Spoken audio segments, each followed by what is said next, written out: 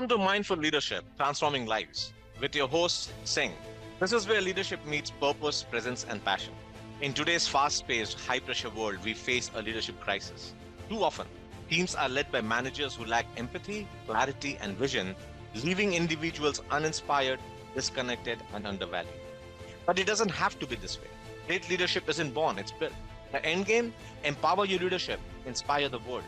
Every week, join me, your host Singh, as we tackle the gaps in leadership and life coaching head on, learning how mindfulness, emotional intelligence, and compassion can redefine success.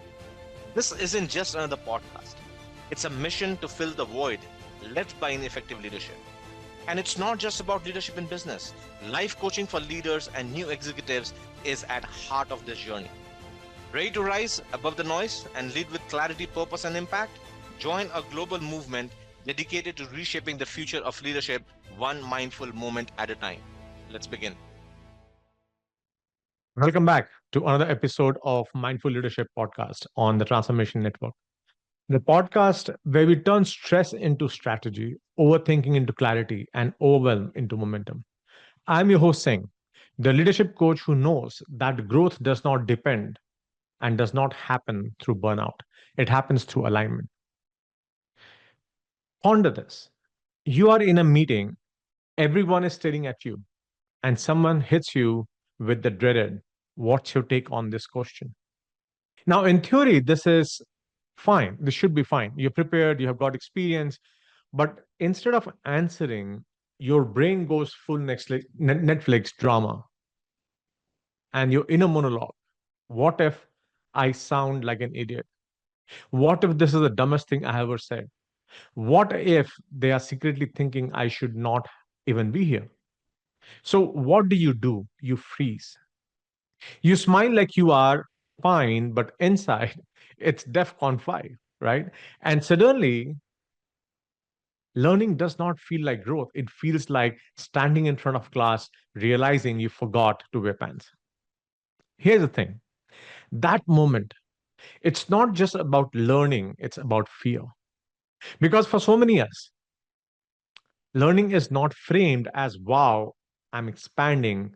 It's framed as, what if this exposes me? What if we are being real? And that's the true blocker. It's not capability, it is identity. But here's the good news, that panic, that what I messed this up moment, it's actually the key to unlocking your growth as a leader. Because curiosity is not just how we learn, it is how we lead. So today I'm going to show you how to turn those moments of fear into fuel, how to shift from panic to possibility, and most importantly, how to build a culture where curiosity is not scary, it's contagious. All right, let me hit you with something uncomfortable but true. Learning is not hard because we lack the capacity. It is hard because learning feels like exposure. It is that voice in your head whispering, if I don't know this, maybe I'm not valuable. Anyone else? Well, you're not just afraid of being wrong, you're afraid of what being wrong means. This is why most resistance to learning is not about capability, it is about identity. And if we are honest, that is the reason so many leaders learn on what they already know instead of admitting what they don't. Because saying, I don't know, can feel like saying, I'm not enough. But here's the thing, the best leaders I know, the ones who inspire their teams to innovate, solve problems, and actually grow, they don't run from not knowing, they lean into it. Why? Because curiosity is not just some cute personality trait, it is leadership skill. And like any skill, it is something you can practice, right? Let's name the fear outright. Think about last time when you were in a meeting and someone hit you with a question you didn't see coming. What was the first reaction, right? Maybe it was, oh no, they are going to think I'm not prepared, or worse, I don't belong here. See, that is not just fear, it is identity level fear.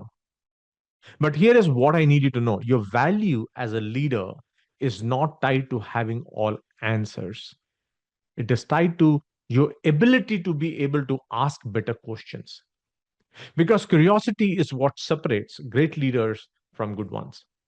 It is what keeps you sharp, adaptable, and able to spot opportunities where others see dead ends. So, how do you shift from fear to curiosity when the heat is on? Yes, as always, let me give you a tool, a reset you can use in real time. It is called Curious Reset. And this is how you go from panicked to present in less than 90 seconds. I want you to practice this with me right now, wherever you are. Here it how it works, right? First, catch the thread. Pause. Ask yourself, what am I actually reacting to right now? Learning or fear of being exposed? See, most of the time it is ego. By naming the threat, you separate fear from the facts. The second, take one slow breath in through your nose, long exhale out through your mouth. And here's the deal, curiosity cannot exist in a clenched nervous system. Your brain needs permission to calm down before it can open up. The third step is to release the need to know. And this is a big one. Silently remind yourself, I do not need the answer right now. Sounds counterintuitive, isn't it? The need to immediately know is what triggers that panic in the first place. When you let it go, you make space for learning. Right? Invite the question. That's the next one. Now, one real open ended question. Something like, what is another way to look at this? Or what should I ask if I was not trying to sound smart? Or what am I missing? It's one simple open ended question. And then observe without judgment. Look at what is actually happening.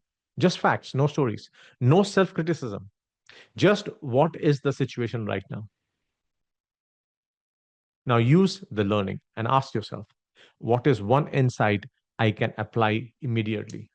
See, learning sticks when you take action, no matter how small. And then finally, share one takeaway with your team. Maybe here is what I realized, or here is what I learned the hard way. See, when you share your learning, you create a ripple effect. Curiosity spreads and becomes contagious. Now, let's try it now. Think of a moment where you felt defensive because you did not know something. Maybe it was in a meeting or during a one on one with your team, or even when your kid asked you a question you could not answer. Because let's be real, kids ask the hardest question. Now, walk through these steps with me. Catch the thread. What were you reacting to? Unclench. Take a breath. Release the need to know. Say to yourself, I do not need to have the answer right now. And invite the question. What is one thing you could ask in that moment? See how that works? In less than 90 seconds, you have gone from defensive to open. And that is where real leadership begins. Here is why this matters, right? Leadership is not about being the smartest person in the room. It is about creating a room where curiosity is safe. And when you model that openness, your team follows your path. Imagine what your culture would look like if people were not afraid to ask questions. They were not afraid to admit mistakes or afraid to share ideas that were not fully baked yet. See, that is not just a learning culture. Now, that is an innovation culture. So, here's my challenge to you. The next time you feel defensive or unsure, try the curious reset because the best leaders are not the ones who know it all. They are the ones who stay curious no matter what. And if you think about the practice, the curious reset, again, it's the same thing. You get in a moment, you take a deep breath, become the observer, detach from your reflex, and get to your frontal cortex, name the fear, Name what brain triggered it. Just name it. Take a deep breath, move on, right? So one thing, let's get real for a second here. Okay. Failure gets a bad reputation. We talk big game about failing fast and learning from mistakes, right? But in most workplaces, failure still feels like a career ending move. Like you make one wrong call and suddenly you are on a performance improvement plan, Googling, is it legal for my boss to email my frowny faces? And here's the thing, no one is innovating in that environment. Curiosity dead, creativity suffocating. Because when failure feels unsafe, people don't take risks, they play it safe. And playing it safe does not lead to breakthroughs, it leads to mediocrity. But here's the truth, failure is not the opposite of success, it is the process. Every big win you have ever had, every solution, every idea was built on the back of all the times it did not work. So, if you want your team to innovate, you have to got to create a culture where failure is not punished, it is celebrated. And let me tell you how. Let me tell you about a leader I worked with, Alex. Very frustrated. He had his dream team on paper, but in reality, no one was bringing fresh ideas. Meetings were silent unless Alex spoke first. And anytime he asked for new suggestions, he got the same vibe you would get if you asked a middle school cafeteria who actually farted, right? Awkward silence and a whole lot of avoidance. So I asked Alex to try something different. In his next meeting, he asked his team, what is one idea you have been too afraid to try? Let that sink in, right? What is one idea you have been too afraid to try? And you know what happened? The first response was hesitant, but then the floodgates open. People started sharing ideas, things they had been sitting on for months, ideas that could have saved the company time, money, and energy, everything. Turns out they were not holding back because they did not have ideas. They were holding back because they were scared of looking foolish and they did not feel safe. And that is when it clicks for Alex. If you want innovation, you have to make it okay to mess up. Because the truth is, no one is going to risk looking stupid if they think it will cost them their credibility or worse, their job. So, how do you create? How do you create that culture where failure feels safe, right? It is not complicated, but it takes intention, right? Instead of asking, why did this fail? Start asking, what did we learn? It's a very small shift, but it changes everything. Because when you frame failure as an opportunity to learn, you take the sting out of it. You make it clear that the goal is not perfection, it is progress.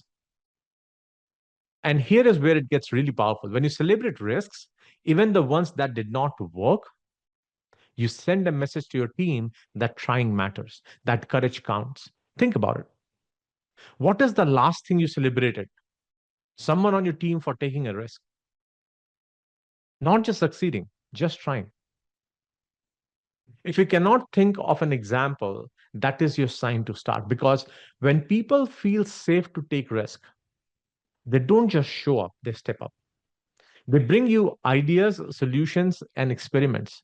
And that is how you build the innovation culture. Here's a challenge for you. Right now, think about your team or even just one person you work with.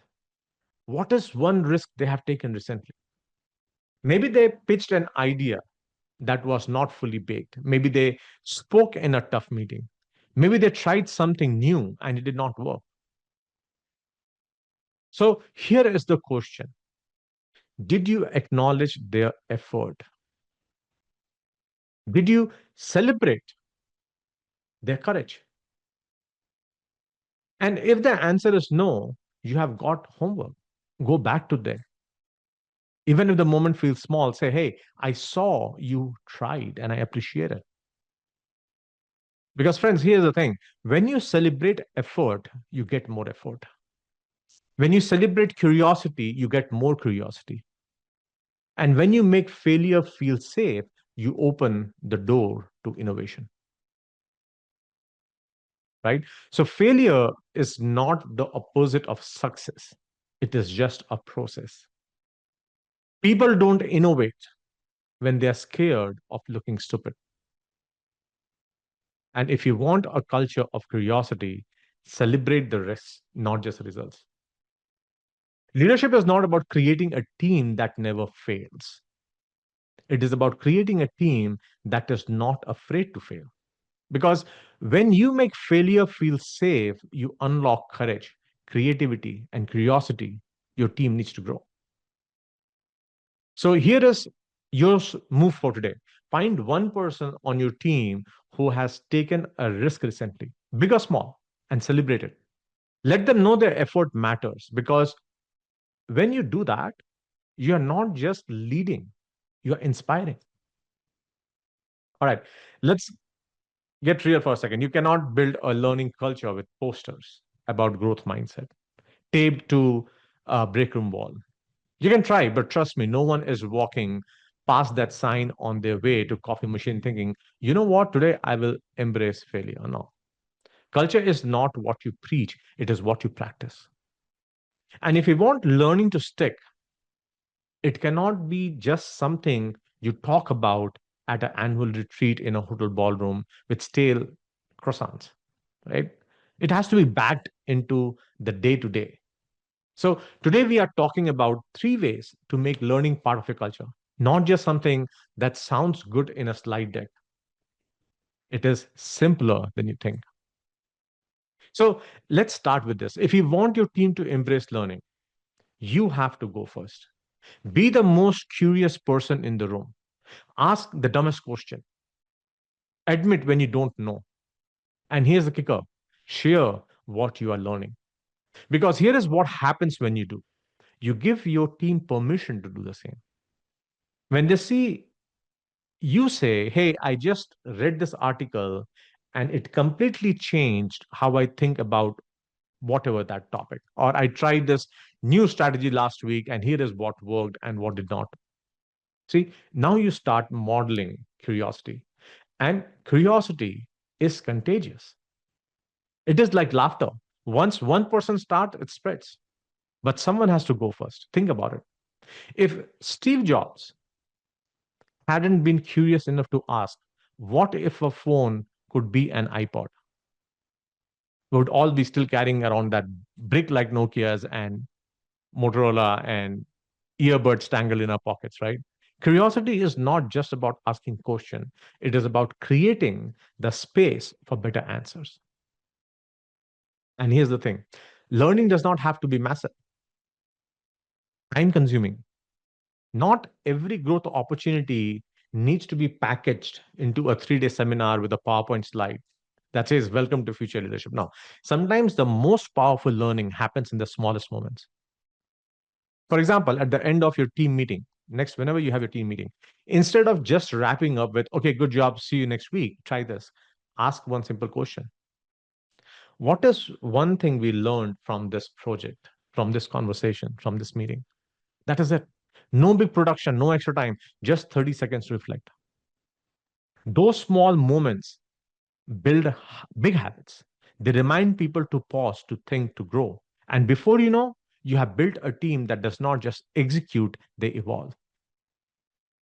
All right, next is let's talk about recognition. If you want curiosity to thrive, you have to reward it. And here's a question. When is the last time you celebrated someone on your team for asking a great question or trying something new, even if it did not work? Because curiosity is like a muscle. The more you use it, the stronger it gets. But if no one is noticing, the muscle atrophies fast. So here is what you do.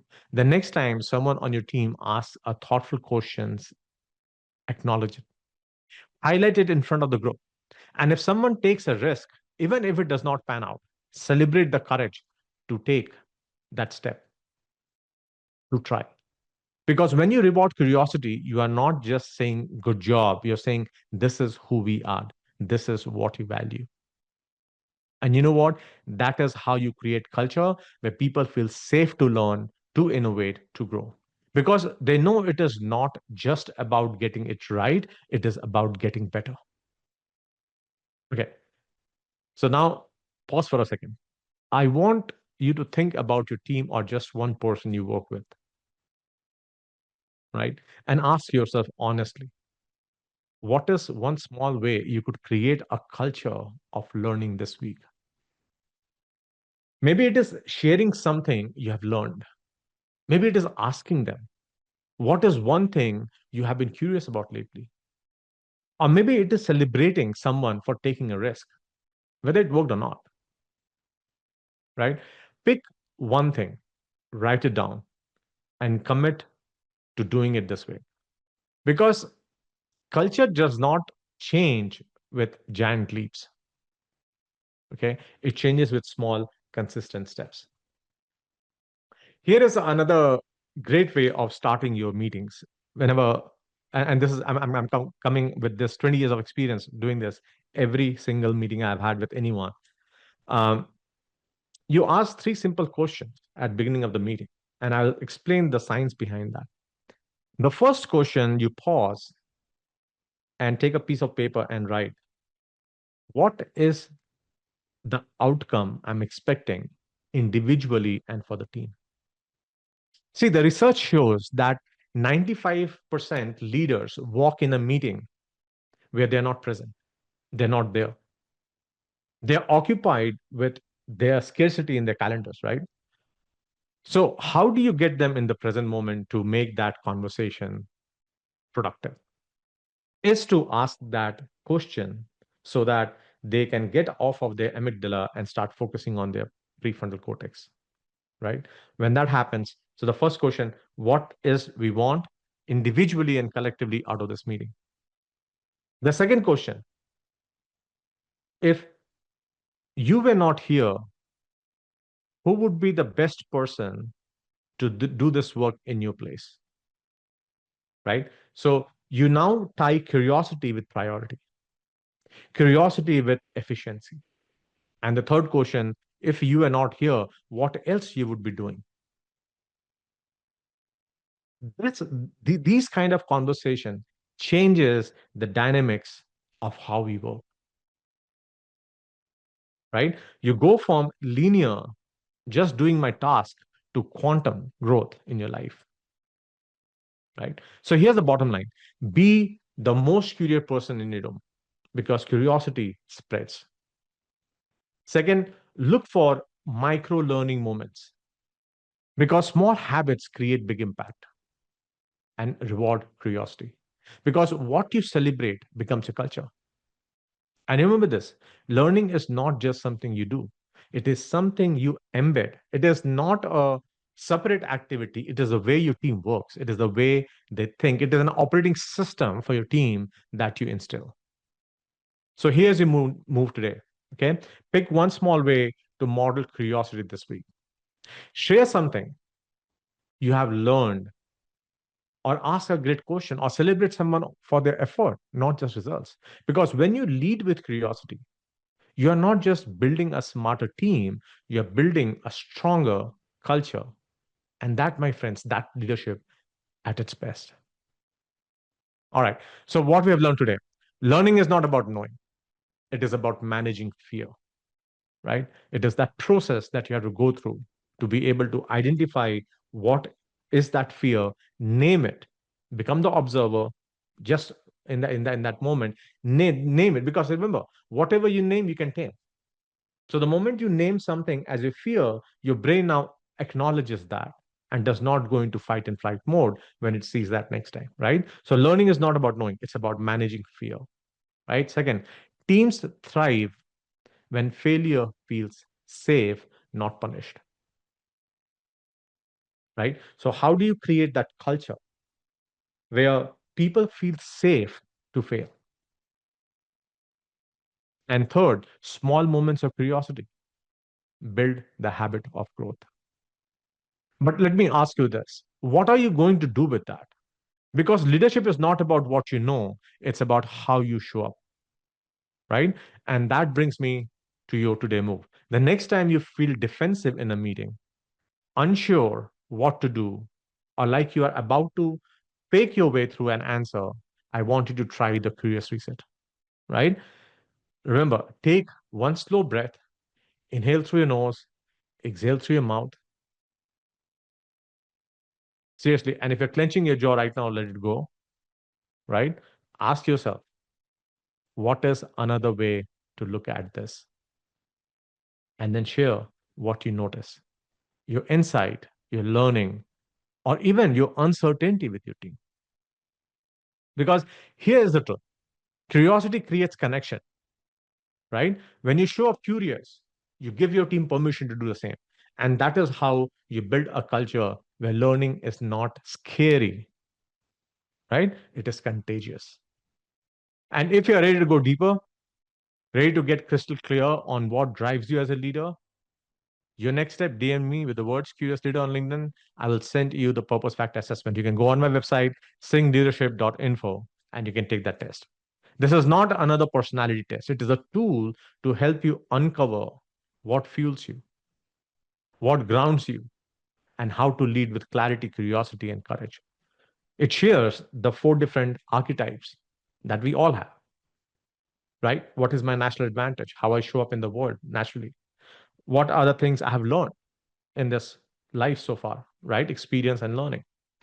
What is your origin strength? A big one, right? And your pull passion. What do you gravitate to, even if it is at your own cost, right? So this is not just another personality test. It's a tool to help you uncover what fuels you, go from point A to point B. We help people define point B and then path. Remember this, best leaders don't have all the answers. They ask better questions. So pause when you feel panic creeping in. Take a deep breath, ask the question, and trust yourself enough to know that growth does not happen when you're perfect. It happens when you're curious. Stay curious, stay ahead, and always, always, always, you got this, right? You're listening to the Mindful Leadership podcast on Transformation Network. I'm your host, Singh, and I'll see you next week. Thank you for watching Mindful Leadership Transforming Lives. With me, your host, Singh.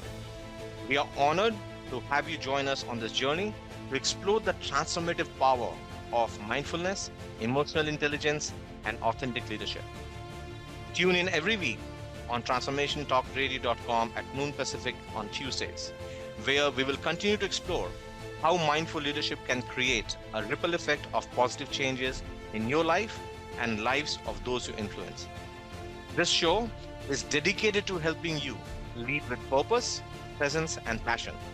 Whether you're navigating the complexities of business, building strong connection with your team, or striving to make a meaningful impact in the world around you. To learn more about the show, access additional resources, or dive deeper, visit singpowerupcoach.com. Remember, leadership isn't just about what you do, it's about who you are. Let's continue to transform lives together, one mindful moment at a time. See you next week.